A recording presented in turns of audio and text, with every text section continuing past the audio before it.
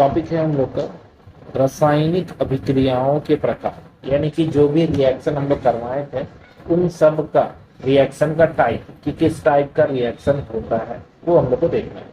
जैसे बोला इसमें कक्षा 9 में हम अध्ययन कर चुके हैं। क्या अध्ययन किए हैं? रासायनिक क्रियाओं के समय किसी एक तत्व का परमाणु दूसरे तत्व के परमाणु में नहीं बदलता, ना तो कोई परमाणु मिश्रण से बाहर जाता है और ना ही बाहर से मिश्रण आता है। वास्तव में किसी रासायनिक अभिक्रिया में परमाणुओं के आपसी आबंधन को टूटने एवं जुड़ने से नए पदार्थ का निर्माण होता है। परमाणु के बीच इस प्रकार के आबंधन के बारे में 3 और 4 में करेंगे। आगे पढ़ेंगे हम लोग 3 और 4 में। फिलहाल क्या बोल रहा है यहाँ पे? बात कर रहा है कि रासायनिक अभिक्रिया जो होता है उसमें क्या होता है? टूटना और जुड़ना और नए पदार्थ का निर्माण। जैसा कि हम बताएं, रासायनिक अभिक्रिया का मतलब ही है कि नए पदार्थ का निर्माण करना या फिर कुछ टूटना भी हो सकता है। यहाँ पे सबसे पहला टॉपिक जो लिखा गया है वो है संयोजन अभिक्रिया। संयोजन नाम से ही पता, संयोज का मतलब होगा क्या? मिलना, दो चीज का मिलना। जैसे यहाँ लिखा हुआ है कैल्शियम ऑक्साइड जल के साथ तीव्रता से अभिक्रिया करके बुझे हुए चूने यानी कि कैल्शियम हाइड्रोक्साइड का निर्माण करके अधिक मात्रा में ऊष्मा उत्पन्न करता है। तो इसमें हम लोग देखेंगे कि CaO जिसको बोलते हैं क्या? बुझा हुआ चूना। कैल्शियम ऑक्साइड जिसको बोलते हैं H2O क्या है? हम लोग का वाटर है। हम लोग क्या करने वाले? कैल्शियम ऑक्साइड को H2O के साथ रिएक्ट कराएंगे तो CaOH Hol2 बनेगा, जिसको बोलते हैं बुझा हुआ चूना, और ऊष्मा उसमें निकलने वाला है। ठीक है, ये बिना बुझा हुआ चूना है। एक यहाँ जो लिखा हुआ है ये बिना बुझा हुआ चूना को लिखा गया है, और ये लिखा बुझा हुआ चूना। मतलब हो क्या रहा है? होने का यहाँ पे ये, जैसे एग्जाम्पल के लिए समझते हैं, हम लोग घर में चूना करते हैं तो चूना करते हैं जब हम लोग चूना पत्थर को लेके पानी के अंदर डालते हैं इसमें। ठीक है, ये पानी भरा हुआ है, इसमें चूना पत्थर डालते हैं। अब जब चूना पत्थर को अंदर डालते हैं तो क्या होता है? ये गर्म होने लगता है। गर्म हो जाएगा तो वो दिखेगा कि ये पूरा गर्म हो गया, खौलने लगा एक तरह से। अगर इसमें हम हाथ डाल देंगे तो वो हाथ जल जाएगा, इतना वो खौल जाता है। इसका मतलब वो होता क्या है? यहाँ पे कैल्शियम ऑक्साइड जो है वो पानी के साथ मिलके बुझा हुआ चूना बन जाता है CaOH Hol2, और ऊष्मा निकलता है यहाँ से। ठीक है, क्या हो रहा है? बिना बुझा हुआ चूना यानी कि कैल्शियम ऑक्साइड जो लिए हैं, बिना बुझा हुआ है यानी कि इसमें आग बहुत ज्यादा है, समझ लो। बिना बुझा हुआ मतलब क्या हो गया? आग है उसमें ज्यादा। वही चीज क्या होता है? बुझा हुआ चूना में बन जाता है और ये बन जाता है, उसमें यहाँ से निकलता है बाहर। बस ये चीज है। इसी को फिर से वापस यहाँ पे लिख के दिखाया गया है कि इस अभिक्रिया में कैल्शियम ऑक्साइड तथा जल मिलकर एकल उत्पाद का मतलब क्या है? एक उत्पाद। दिख रहे हैं यहाँ ऊपर साफ साफ कि क्या बना? एक उत्पाद बन के रेडी हुआ है। कैल्शियम हाइड्रोक्साइड बन रहा है। नाम याद रखना, क्या बन रहा है? कैल्शियम हाइड्रोक्साइड बन रहा है। कैल्शियम हाइड्रोक्साइड बन रहा है, एक ही उत्पाद बन के आ रहा है सामने, एक ही उत्पाद बन के सामने आ रहा है। ऐसी अभिक्रिया जिसमें 2 या 2 से अधिक अभिकारक किसको बोलते हैं? जो रासायनिक अभिक्रिया में पार्टिसिपेट करेगा, मिलकर एकल उत्पाद का निर्माण करते हैं, उस संयोजन अभिक्रिया कहते हैं। यहाँ पे हम अंडरलाइन कर दे रहे हैं, ये बहुत इंपॉर्टेंट है। ऐसी अभिक्रिया जिसमें 2 या 2 से अधिक अभिकारक मिलकर एकल उत्पाद का निर्माण करते हैं, इसे संयोजन अभिक्रिया कहते हैं। जब पूछेगा संयोजन अभिक्रिया किसे कहते हैं तो ये डेफिनेशन लिखेंगे और ये एग्जाम्पल उसके साथ लिख देंगे। कौन सा एग्जाम्पल लिखेंगे? CaO प्लस H2O, CaOH का Hol2 और ऊष्मा निकल रहा है, ये दिखाएंगे। ठीक है, यहाँ पे जो S लिखा है, S का मतलब क्या है? यहाँ पे S का मतलब है यहाँ पे सॉलिड। ये S का मतलब है क्या? सॉलिड। और ये जो AQ लिखा गया है, एक्वस सॉल्यूशन के लिए यूज करते हैं। एक्वस सॉल्यूशन मतलब पानी जैसा सॉल्यूशन जो होगा उसको बोलते हैं एक्वस सॉल्यूशन। ठीक है, नेक्स्ट आगे बढ़ते हैं। यहाँ एक और लिखा है एग्जाम्पल। क्या एग्जाम्पल दिया है? बोल रहा है कि कोयले का दहन का मतलब क्या होगा? जलाना। अब जला रहे हैं, हम लोग पहले भी बात कर चुके हैं, अगर कोई चीज को जलाना है इसका मतलब है ऑक्सीजन होना चाहिए। ऑक्सीजन के बिना कुछ नहीं जलेगा।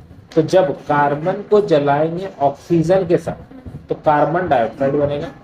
ये भी क्या है? एक तरह का संयोजन अभिक्रिया जिसमें एकल उत्पाद बनता है, एकल उत्पाद बन के सामने। एक और लिखा है जो बचपन से हम लोग करते आ रहे हैं। H2 और O2 को मिलाएंगे, H2O बचेगा। H2 और O2 गैस का जल का निर्माण, बस ये काम है। नेक्स्ट, सरल शब्दों में कह सकते हैं। अब यहाँ पे बोला है एक सरल शब्द, क्या सरल शब्द है देखते हैं। सरल शब्दों में हम कह सकते हैं कि जब दो या दो से अधिक पदार्थ तत्व या यौगिक, तत्व और यौगिक दो नाम यहाँ पे लिखा हुआ है। तत्व किसको बोलेंगे और यौगिक किसको बोलेंगे? तत्व जैसे हाइड्रोजन ले लो, ऑक्सीजन ले लो, ये तत्व कहला रहा है। यौगिक कुछ मिला हुआ जैसे कि H2O, इस टाइप का कुछ बना हुआ मिश्रित जो होगा उसको बोल सकते हैं हम लोग यौगिक। ठीक है, तो क्या बोला है, इन दोनों को जब मिलाया जाएगा, संयोग करके एकल उत्पाद का निर्माण करते हैं, ऐसे अभिक्रियाओं के संयोजन अभिक्रिया कहते हैं। एकल वर्ड याद रखना, एक चीज बनती है रेडी। क्रियाकलाप 1.4 में हमने यह देखा है कि अधिक मात्रा में उष्मा उत्पन्न हुई, इसे अभिक्रिया मिश्रण गर्म हो जाता है। जब ऊर्जा उत्पन्न होगा तो ऑब्वियसली बात है, जब चीज उष्मा मतलब जब हीट निकलेगा तब क्या होगा, मिश्रण तो गर्म होगा ही होगा। जिन अभिक्रियाओं से उत्पादन का निर्माण साथ साथ उष्मा का भी निर्माण होता है, उत्पादन का और उष्मा का दोनों का निर्माण, उष्मा और उत्पादन दोनों का निर्माण होगा, तो वैसा को क्या बोलता है, उष्माक्षेपी रासायनिक अभिक्रिया कहलाती है। फिर से ध्यान देंगे हम लोग यहाँ पे, ये लाइन बहुत इंपॉर्टेंट है। जिन अभिक्रियाओं के उत्पादन के निर्माण के साथ साथ उष्मा भी उत्पन्न होता है, उसे उष्माक्षेपी रासायनिक अभिक्रिया कहते हैं। एग्जाम्पल के लिए यहाँ पे दिया है कुछ, क्या बोला, उष्माक्षेपी अभिक्रियाओं के लिए कुछ उदाहरण है, जैसे प्राकृतिक गैस का दहन, प्राकृतिक गैस मीथेन को ऑक्सीजन के प्रेजेंस में जलाएं, कार्बन डाइऑक्साइड बना और वाटर मिल रहा है और ऊर्जा निकल रहा है वहां से। मीथेन में ऊर्जा होता है, मीथेन गैस को जलाते हैं। क्या आप जानते हैं कि श्वसन भी एक उष्माक्षेपी अभिक्रिया है? जो हम लोग सांस लेते हैं ना, वो भी क्या है, उष्माक्षेपी अभिक्रिया। इसमें भी हम लोग को क्या मिलता है, उष्मा का निर्माण होता है। ठीक है, हम सभी जानते हैं कि जीवित रहने के लिए ऊर्जा की आवश्यकता होती है। अब किसी को भी जिंदा रहना है तो ऊर्जा चाहिए, खाएंगे पिएंगे नहीं तो क्या होगा, मर जाएंगे। यह ऊर्जा हमें भोजन से प्राप्त होती है, हम लोग जो खाते हैं उससे मिलता है। पाचन क्रिया के समय खाद्य पदार्थ छोटे छोटे टुकड़ों में टूट जाते हैं। जो हम लोग खाते हैं वो क्या होता है, इसलिए बोला जाता है कि क्या अच्छा से चबा के, इससे क्या होगा, छोटा छोटा टुकड़ा में पहले से टुकड़ा टूटा रहेगा तो वो जल्दी पचेगा। जैसे चावल, आलू, ब्रेड और कार्बोहाइड्रेट होता है, इन सब में कार्बोहाइड्रेट होता है। कार्बोहाइड्रेट जरूरी है बॉडी के लिए।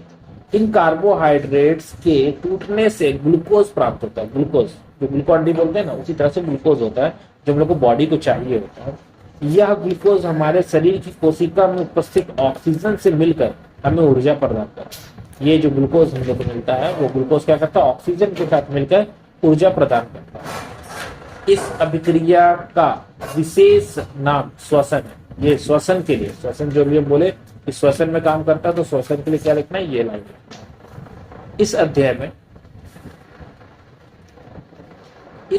में आप इसका अध्ययन आप अध्याय 6 में करेंगे। अध्याय 6 में भी हम लोग क्या करेंगे, इसके बारे में पढ़ेंगे। यहाँ पर एक नाम दिया गया है, जैसे ये जो लिखा हुआ C6H12O6, ये क्या है, ये ग्लूकोज का फॉर्मूला है, लिख लेना याद से। ये ग्लूकोज का फॉर्मूला है C6H12O6। कभी कभी क्वेश्चन पूछेगा कि ग्लूकोज का क्या फॉर्म है, तो वो होता है C6H12O6। अब यही चीज ऑक्सीजन के साथ प्रेजेंस में आएगा तो हम लोग का CO2 बनेगा, जो कि हम लोग छोड़ते हैं, कार्बन डाइऑक्साइड वो है, और H2O पानी बनता है और ऊर्जा निकलता है। ठीक है, नेक्स्ट, साग सब्जी जो हम लोग खाते हैं ना, साग सब्जी, वनस्पति द्रव की विघटताएं होकर कंपोस्ट बनाना भी उष्माक्षेपी अभिक्रिया का एक उदाहरण है। यानी कि जो हम लोग का साग सब्जी है, उसमें भी क्या होता है, एक उष्माक्षेपी होता है, क्योंकि उसमें भी क्या करते हैं हम लोग, वो ग्लूकोज बनाता है। पेड़ पौधा भी क्या बनाता है, ग्लूकोज बनाता है। ठीक है, पेड़ पौधा भी ग्लूकोज बनाता है। ये जैसे हम लोग कार्बन डाइऑक्साइड यहाँ छोड़ रहे हैं, वो क्या छोड़ेगा, O2 छोड़ेगा। ठीक है, उसमें भी ऊर्जा का जरूरत पड़ता है। यानी कि अगर पेड़ में ऊर्जा नहीं होगा तो पेड़ ग्रोथ भी नहीं करेगा, बढ़ेगा नहीं। ठीक है, अगर हम जैसे उसमें पानी नहीं डालते हैं या कुछ भी, तो क्या होगा, धीरे धीरे सूख जाएगा। क्यों, क्योंकि उसको जितना जरूरत है, जो भी न्यूट्रिशंस का जरूरत पड़ेगा वो उसको नहीं मिल पाएगा, तो इसीलिए वो क्या होगा, खत्म हो जाएगा। क्रियाकलाप क्रियाकलाप में दी गई अभिक्रियाओं के प्रकार को पहचानिए जिनमें एकल उत्पाद के निर्माण के साथ साथ ऊष्मा उत्पन्न होती है। एक क्रियाकलाप दिया होगा 1.1, उसमें देखेंगे। फिलहाल यहाँ एक एक्सपेरिमेंट किया जा रहा है, इस एक्सपेरिमेंट को थोड़ा सा पढ़ लेते हैं कि आखिर हो क्या रहा है। फेरस सल्फेट क्रिस्टल वाली परख नली को गर्म करने पर गंध सूंघने का सही विधि।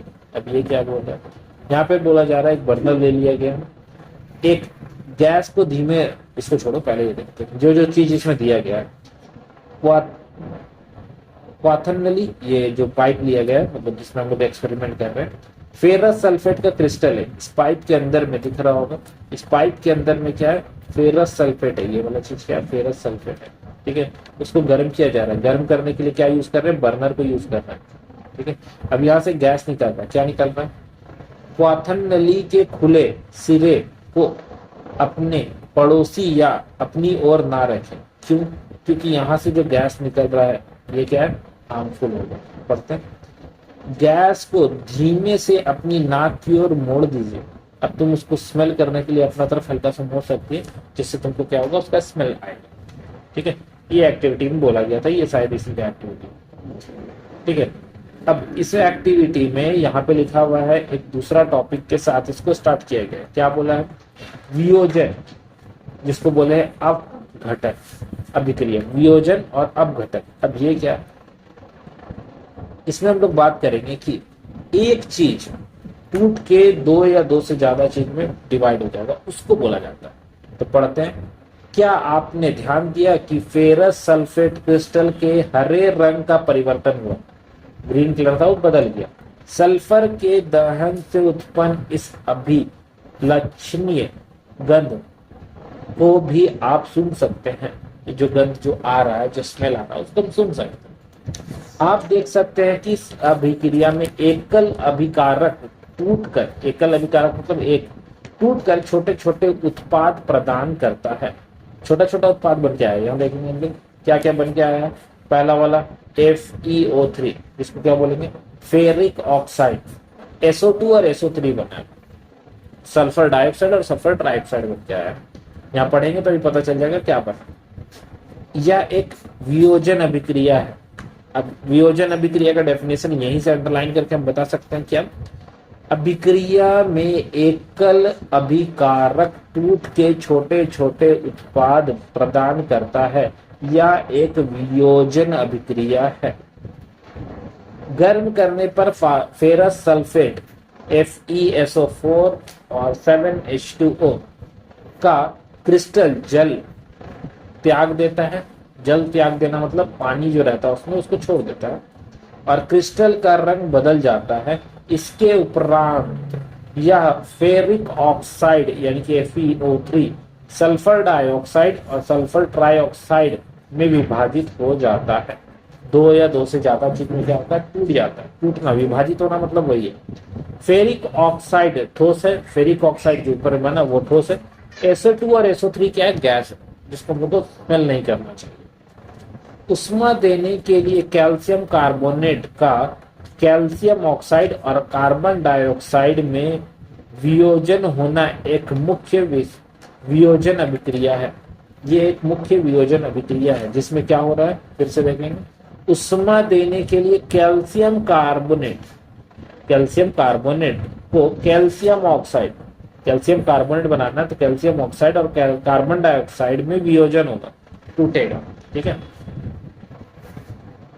इसका उपयोग विभिन्न उद्योगों में किया जाता है। ये कहीं पे काम होता है वहां पे होता है। ठीक है, क्या यूज कर रहे हैं हम लोग, कैल्शियम कार्बोनेट को यूज कर रहे हैं। नाम सुनिए आप, कैल्शियम ऑक्साइड को चूना या बुझा पत्थर, बुझा हुआ चूना कहते हैं। चूना या बुझा हुआ चूना को कैल्शियम ऑक्साइड, ये पढ़ चुके CaO। इनके अनेक उपयोगों में से एक उपयोग सीमेंट के निर्माण में होता है। सीमेंट के निर्माण में क्या यूज करते हैं हम लोग, CaO को यूज करते हैं। उष्मा के द्वारा की गई वियोजन अभिक्रियाओं का उसमें वियोजन कहते हैं। उसमें वियोजन मतलब उष्मा के नियोजन, वियोजन का मतलब यानी कि उष्मा क्या लगेगा उसमें, एब्जॉर्ब करेगा। ठीक है, लेगा। जैसे CaCO3 चूना पत्थर, उसमें उष्मा लिया तो बनाया क्या, कैल्शियम ऑक्साइड और CO2 बन के आया ऐसा। उसमें वियोजन अभिक्रिया का एक अन्य उदाहरण क्रियाकलाप 1.6 में दिया गया है। फिर से एक एक्टिविटी करने बोला, यहाँ दिखेगा।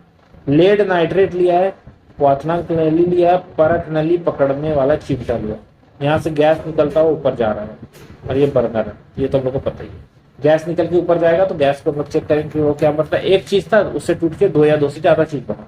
जैसे यहाँ पे लेड नाइट्रेट था, यहाँ पे बना लेड ऑक्साइड और नाइट्रोजन डाइऑक्साइड और ऑक्सीजन गैस। ठीक है, ये एग्जांपल दिमाग में रखें। नेक्स्ट एक और यहाँ पे दिया हुआ है, जल का वैद्युत अपघटन, मतलब वो बोलना चाह रहा है जो इलेक्ट्रिसिटी होता है ना उसके बारे में बात कर रहा है। मतलब यहाँ पे हम लोग एक एक्सपेरिमेंट कर रहे हैं। इस एक्सपेरिमेंट एक क्रियाकलाप जो है 1.7 में क्या किया, यहाँ पे सबसे पहले एक बैटरी लिया है, ठीक है। उसमें दो ऐसे पाइप लगाए गए हैं जिसमें क्या है, ये रबर का दिख ही रहा है, नाम सब तो क्लियर ही हम लोग को, रबर डार्ट। ये कैथोड, कैथोड क्या होता है, कैथोड यहाँ पे टर्मिनल होता है, दो टर्मिनल है, ठीक है ना। एक टर्मिनल ये नेगेटिव टर्मिनल है, ये है पॉजिटिव टर्मिनल। नेगेटिव टर्मिनल को हम लोग बोलते हैं कैथोड, कैथोड, ठीक है। सी ये नेगेटिव के लिए यूज होता है, एनोड होता है जो पॉजिटिव के लिए यूज करते हैं। स्विच लिखा है, ये जो फिजिक्स में हम लोग पढ़े हैं स्विच के बारे में। उसके बाद अब ये बैटरी से कनेक्ट कर दिए गए, 6 वोल्ट का बैटरी लिया गया। ग्रेफाइट रड, ये है ग्रेफाइट रड अंदर में जो डाला हुआ है, और ये पानी हम लोग का जल जिसको लिखा गया। अब यहाँ पे हम लोग देख रहे हैं ये परख नली है, ये छोटा वाला जो पाइप है ना, ये परख नली है। हम लोग देख रहे हैं कि यहाँ पे गैस उठता हुआ दिखेगा। एक जो कैथोड है, कैथोड में कौन सा गैस दिख रहा है, हाइड्रोजन गैस दिख रहा है। ध्यान रखना कैथोड में हाइड्रोजन गैस, पॉजिटिव साइड जो है ऑक्सीजन गैस उठता हुआ दिखेगा। ये प्लास्टिक का मग है, इसमें होल करके लगाया गया। ये एक एक्सपेरिमेंट था जिसमें हम लोग को पता करना था कौन सा गैस निकलेगा, तो साफ साफ एक्सपेरिमेंट में ही दिख रहा है हाइड्रोजन और ऑक्सीजन गैस निकलता हुआ दिख रहा है। बस ये एक्सपेरिमेंट है। नेक्स्ट एक और एक्सपेरिमेंट कराया गया है यहाँ पे, लाइट, किसका, सनलाइट के बारे में बात कर रहे हैं, सूर्य का प्रकाश। चाइना डिश, ये मतलब एक तरह का कटोरी है, बस ठीक है, जिसमें सिल्वर क्लोराइड को रख दिया गया। सिल्वर क्लोराइड रखा गया तो क्या होगा, सिल्वर क्लोराइड में ये जो है सनलाइट आएगा इसके पास, ठीक है। इसमें एक रिएक्शन होगा, देखिए यहाँ लिखा है AgCl, सूर्य का प्रकाश Ag और Cl में टूट जाएगा। Ag और Cl यानी कि क्लोरीन में क्या होगा, ये टूट जाएगा। क्लोरीन गैस बन के उड़ जाएगा यहाँ से, और बचेगा क्या, सिर्फ Ag बचेगा, ठीक है। ये एक्सपेरिमेंट यहाँ पे होगा। सेम एक्सपेरिमेंट हम सिल्वर ब्रोमाइड से भी कर सकते हैं। क्या हो रहा है, AgBr था, Ag रहेगा, Br2 गैस बन के वो उड़ जाएगा अगर AgBr लेंगे, जिसको बोलते हैं सिल्वर ब्रोमाइड, ठीक है। ये दो एक्सपेरिमेंट का मतलब एक एक्सपेरिमेंट का दो एग्जाम्पल दिया गया था। ऊपर दी गई अभिक्रियाओं का उपयोग श्याम श्वेत फोटोग्राफी यानी कि ब्लैक एंड व्हाइट जो फोटोग्राफी होता है ना उसमें भी किया जाता है। किस प्रकार का ऊर्जा का किरण का वियोजन अभिक्रिया होती है, इस प्रकार का होता है वो वियोजन अभिक्रिया होता है, वो तुमको अपना देखने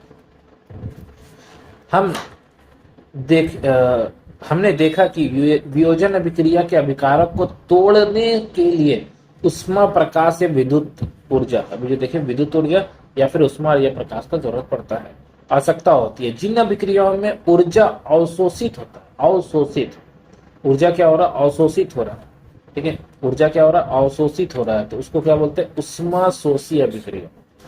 जिसमें ऊर्जा लग रहा है, ऊर्जा निकल नहीं रहा, ऊर्जा लग रहा है, उसको बोल रहा है उष्मा शोषी। शोषी और उष्मा दिख ही रहा है। नेक्स्ट यहाँ पे कुछ क्वेश्चन है, इसको कर लें। नेक्स्ट टॉपिक है विस्थापन अभिक्रिया। विस्थापन का मतलब क्या है, अपने जगह से हट जाना। यहाँ के एक्सपेरिमेंट किया गया, लोहा का कील ले लिया है और कॉपर सल्फेट लिया है। ये जो सॉल्यूशन दिख रहा है ये क्या है, कॉपर सल्फेट है, धागा से बांध दिया, परख लिया। अब होगा क्या इस एक्सपेरिमेंट में, हम लोग देखेंगे कि इसका सॉल्यूशन का कलर क्या होगा, बदल जाए, ठीक है। क्यों बदलेगा उसके पीछे का रीजन यहाँ पे दिया है। कॉपर सल्फेट के विलयन से बाहर निकाली गई लोहे की कील, ठीक है, और लोहे की कील, लोहे का कील को जब डाला गया व्हाइट कलर था, कॉपर सल्फेट का सॉल्यूशन क्या किया, उसके ऊपर एक लेयर बना दिया, पेंटिंग जैसा होता है ना, पेंटिंग हो गया, ठीक है, और कॉपर जैसा उसका कलर हो गया। वही चीज यहाँ पे एक और करके दिखा रहा है बी में।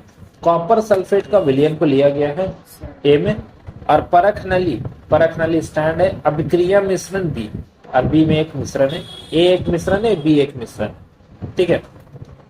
क्या बोल रहा है इसमें, जब हम लोग Fe को क्या करें, CuSO4 क्या है, कैल्शियम सॉरी कॉपर सल्फेट है। जब हम लोग आयरन को यानी कि लोहा को क्या करेंगे, कॉपर सल्फेट वाला सॉल्यूशन में डालेंगे, तो आयरन बोलेगा कॉपर को तुम हटो यहाँ से, और अपने क्या करेगा, उसकी जगह चल जाएगा, और बेचारा Cu कमजोर है वो अलग हो जाएगा। यानी कि सॉलिड फॉर्म में कॉपर मिलेगा, और जो लिक्विड का फॉर्म में होगा वो उसका कलर चेंज हो जाएगा, जो कि क्या हो जाएगा, फेरस ऑक्साइड, आयरन सल्फेट इसको बोला जाएगा। सेम प्रोसेस जिंक के साथ भी होता है। जिंक और कॉपर में, जिंक बोलेगा तुम हटो यहाँ से, तो जिंक चल जाएगा कॉपर सल्फेट के साथ, और ये कॉपर अपना अलग हो जाएगा बेचारा, ठीक है। सेम चीज लेड अगर ले लें, लेड भी क्या करेगा, कॉपर को बोलेगा तुम हटो यहाँ से, और लेड चल जाएगा किसके पास, क्लोरीन के पास, और ये कॉपर अपना अलग हो जाएगा। मतलब यहाँ पे विस्थापित हो रहा है, कौन विस्थापित, अपने जगह से क्या हो रहा है, अपने पाथ से क्या हो रहा है, बदल जा रहा है। देखो यहाँ लिखा हुआ, इस अभिक्रिया में लोहा आयरन के दूसरे तत्व कॉपर सल्फेट के विलयन से विभाजित कर दिया या हटा दिया जाता है। इस अभिक्रिया को विस्थापन अभिक्रिया कहते हैं। इस अभिक्रिया को क्या बोलेंगे, विस्थापन अभिक्रिया बोलेंगे। नेक्स्ट आते हैं द्विविस्थापन अभिक्रिया। द्विविस्थापन में क्या होगा, डबल विस्थापन होगा, एक होता था अब दो हो जाएगा। यहाँ एक एक्टिविटी दिया है, सोडियम सल्फेट के विलयन युक्त परख नली, बेरियम क्लोराइड, सोडियम सल्फेट है और बेरियम क्लोराइड, ये क्या होगा, इसका एक्सपेरिमेंट पीछे दिया गया है कि इसका एक्सप्लेनेशन में कि क्या हो जाएगा। देखिए सोडियम सल्फेट था और बेरियम क्लोराइड था, अब होगा सोडियम बोलेगा तुम हटो यहाँ से, और चल जाएगा किसके साथ, क्लोरीन के साथ। तो बेरियम बोलेगा तुम हमको हटाया, हम तेरा SO4 के साथ चल जाएंगे, सल्फेट के साथ, तो वो क्या होगा, BaSO4 बन जाएगा और NaCl बन जाएगा। तो बेरियम सल्फेट बनेगा और सोडियम क्लोराइड बनेगा। सिर्फ रिप्लेसमेंट हो रहा है, बस इसको ध्यान में रखना है, ठीक है। आयंस कितना कितना है वो भी देख लेना है, कितना आयन है, 2 आयन है, 4 आयन। नेक्स्ट टॉपिक है हम लोग का उपचयन और अपचयन। उपचयन और अपचयन क्या होता है, उपचयन जिसमें हम लोग क्या बात करेंगे कि जैसे यहाँ पे एक एग्जांपल लिखा होगा, Cu कॉपर था, उसके साथ ऑक्सीजन को मिलाया गया, टेम्परेचर थोड़ा रखा गया, इसमें गर्म पदार्थ CuO के ऊपर हाइड्रोजन गैस प्रवाहित करने की जाती है, तो सतह की काली परत रंग, मतलब काला या भूरा रंग का क्या होता है, परत बन जाता है, क्योंकि इसमें स्थित विपरीत अभिक्रिया संघनन होती है और कॉपर प्राप्त होता है। कॉपर इसमें क्या होता है, मिलता है। जैसे एक एग्जांपल लिखा है, कॉपर ऑक्साइड में अगर हम पानी के साथ गैस के साथ मिक्सर करते हैं तो क्या बनेगा, Cu बनेगा और हाइड्रोजन पानी निकल के बाहर आएगा, ठीक है। ये क्या है, ये टूट रहा है, ठीक है। एक पीछे में यहाँ पे एक दिया होगा, अच्छा यहाँ कुछ लाइन लिखा उसको पढ़ लेते हैं। अभिक्रिया के साथ जब किसी पदार्थ में ऑक्सीजन की वृद्धि है तो कहते हैं कि इसका उपचयन हुआ। यहीं पे नाम क्लियर कर दिया। पहला टॉपिक क्या, उपचयन। उपचयन कब होता है, ऑक्सीजन की वृद्धि, ऑक्सीजन की वृद्धि में क्या होता है, उपचयन होता है, ठीक है। दूसरा क्या बोला है, और अभी शायद कुछ लिखा है, जब अभिक्रिया में किसी पदार्थ में ऑक्सीजन का ह्रास मतलब क्या, कमी होता है, तो उसे क्या कहते हैं, अपचयन कहते हैं। उपचयन और अपचयन। उपचयन में ऑक्सीजन का वृद्धि होगा और इसमें क्या होगा, ऑक्सीजन का ह्रास होगा। अब यहाँ पे एक एग्जांपल दिया जो दोनों एक साथ हो रहा है, उपचयन भी हो रहा है और अपचयन भी हो रहा है। कैसे, कॉपर था, कॉपर ऑक्साइड कॉपर बन गया, तो ये क्या हो रहा है, अपचयन। हाइड्रोजन था उसमें क्या हुआ, ऑक्सीजन जुड़ गया, इसमें ऑक्सीजन हटा, इसमें क्या हो रहा है, ऑक्सीजन क्या हो रहा है, हट रहा है, इसमें ऑक्सीजन क्या हो रहा है, जुड़ रहा है, ठीक है। इसी का एक और एग्जाम लिखा है, एग्जाम्पल में दिया गया। अच्छा, इसका एक और नाम होता है रेडॉक्स अभिक्रिया। रेडॉक्स अभिक्रिया किसको बोलते हैं, जब उपचयन और अपचयन दोनों एक साथ होता है तो रेडॉक्स अभिक्रिया बोलते हैं। 2 एग्जाम्पल और दिया गया है इसका जेडेन के साथ। नेक्स्ट, इसमें जब लोग दैनिक जीवन में अपचयन उपचयन का जो प्रैक्टिकल है वो देखेंगे। जैसे कि संक्षारण। संक्षारण का मतलब क्या होता है, जंग लगना। जब हम लोहा को खुले जगह में छोड़ देते हैं, यानी कि उसमें नमी भी होता है, ठीक है, नमी होगा और भी बहुत सारा चीज देखने को मिलेगा। तो जैसे यहाँ एग्जाम्पल में दिया गया, क्या बोला, आपने अवश्य देखा है कि लोहे की बनी नई वस्तु चमकीली होती है, लेकिन कुछ समय के पश्चात वो लिलाए मुक्त भूरे रंग के परिवर्तन चढ़ जाता है। इस अभिक्रिया को लोहे में जंग लगना कहते हैं।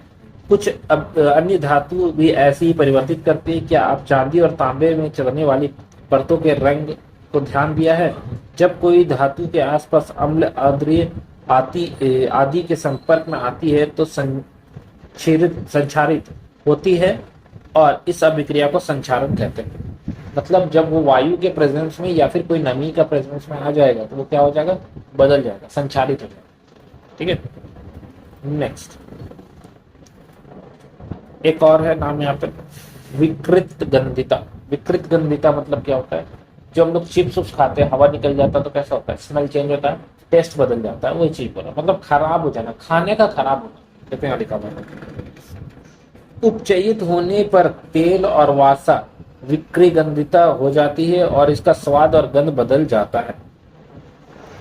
प्राय तैलीय और वासा युक्त खाद्य सामग्री में अपचयन रोकने वाले पदार्थ यानी कि प्रति ऑक्सीकारक मिलाए जाते हैं, जो वायुरोधी बर्तन में खाद्य सामग्री रखने से उपचयन का धीमा हो जाती है।